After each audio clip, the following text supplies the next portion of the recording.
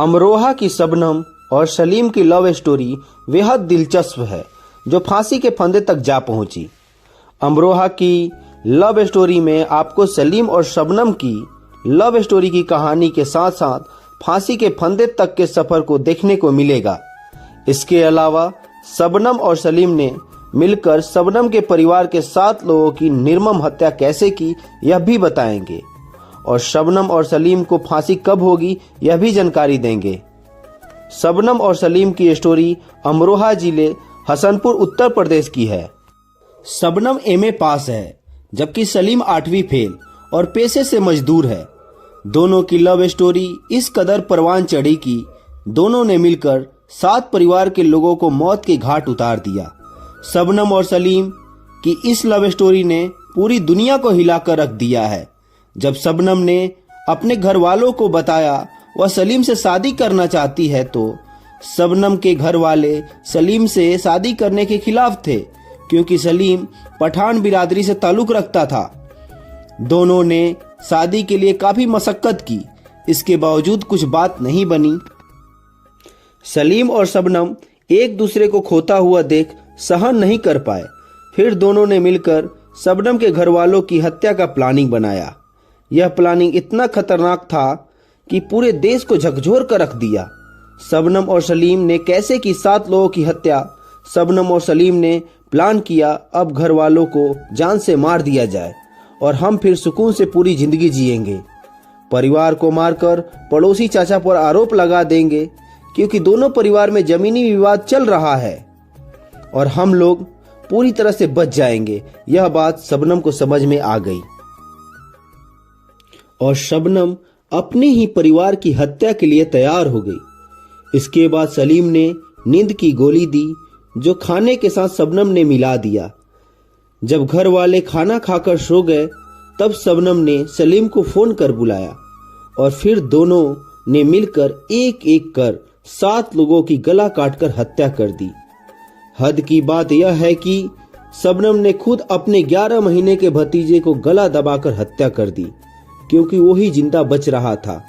इसके बाद शबनम जोर जोर से चिल्लाकर आसपास वाले को इकट्ठा कर लिया और गुहार लगाया कि कुछ लोग घर में जबरदस्ती घुसकर मेरे परिवार के सभी लोगों को मार दिए।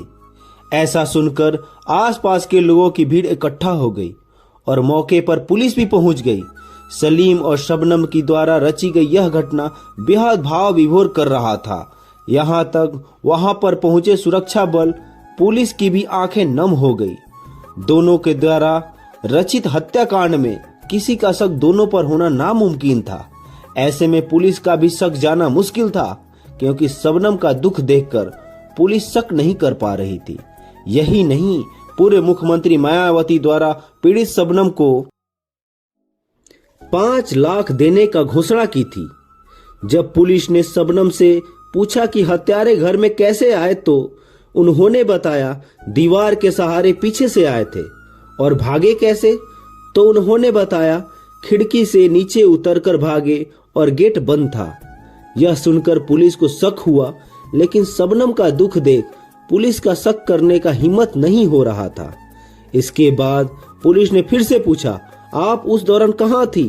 तो शबनम ने कहा, हम उस समय छत पर थे, क्योंकि गर्मी बहुत थी।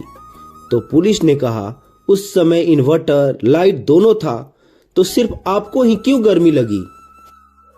इसी बात को लेकर पुलिस का शक बरकरार रहा। पुलिस की छानबीन में शबनम का प्रेमी सलीम का नाम भी सामने आया और उसे भी पुलिस के द्वारा दबोचा गया। पहले तो ये दोनों पुलिस को बहुत गुमराह करने की बहुत कोशिश की, लेकिन बाद में दोनों ने पूछताछ के दौरान आखिर सच सामने ही आ गया। यह सुनकर पुलिस वालों का होश उड़ गया। दोनों ने हत्या करने का कारनामा को स्वीकार किया। दोनों को कोर्ट ले जाया गया। जब यह बातें देश के सामने आया, तो सबकी नींद उड़ गई। आखिर कोई कैसे सिर्फ प्यार के लिए अपने ही खून के लोगों की निर्मम हत्या कर सकता है? या यूं कहें, क्या प्यार में इतनी ताकत होती है जो खून से बढ़कर हो जाता है? आखिर कैसे शबनम ने सिर्फ प्यार के लिए अपने ही माँ बाप, भतीजा, भाई बहन और भाभी को मौत के घाट उतार दिया। क्या प्यार में इतना बड़ा कदम उठाना शबनम के लिए उचित था? अगर दोनों को शादी ही करनी थी तो उनके लिए और भी विकल्प थे। दोनों को क्या जरूरत थी ऐसी निर्मम हत्या की साजिश करने की? दोनों को कोर्ट मैरिज कर लेना था, यह भी तो एक अच्छा विकल्प मौजूद था। या फिर दोनों एक दूसरे के होना ही चाहते थे तो कहीं दूर जाकर बसर कर सकते थे। लेकिन उनको ये हक किसने दिया कि अपने परिवार वालों की जिंदगी सिर्फ उस प्यार के लिए छीन लेना जिसका कोई अस्तित्व नहीं था, जिसका कोई भरोसा नहीं था? आखिर ऐसा आत्मविश्वास कहां से आया जो अपने ही परिवार के सदस्यों के जान से खेल गई? उन्होंने ऐसा कुकृत्य किया है जो कभी माफ नहीं किया जा सकता। आज उनको फांसी की सजा तो सुना दी गई है, लेकिन ऊपर वाले की सजा से नहीं बच पाएंगी। अमरोहा की शबनम और सलीम की लव स्टोरी की एंड हो चुकी है।